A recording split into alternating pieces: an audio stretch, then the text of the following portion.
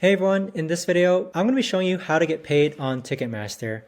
So this video is going to be particularly useful for individuals who have sold tickets on Ticketmaster. How do you actually receive the money that you've been paid?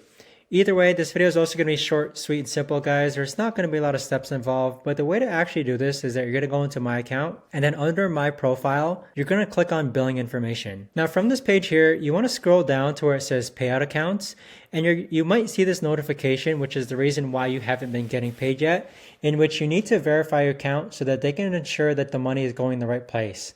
So click on verify now. Then on this page here, you need to go into your bank account and see what two small deposits were sent to your account from Ticketmaster. So enter those two numbers here and then click on submit. Once you submit the correct deposit amounts, that should have verified your Ticketmaster account and allowed you to actually receive money from Ticketmaster. But that right there, guys, is the best and easiest way that I know of to actually go ahead and get paid on Ticketmaster. If you guys know of a better or easier way to actually do this, let me know in the comments down below. I would love to know. But thanks so much for watching, everyone, and I'll see you guys all in the next video.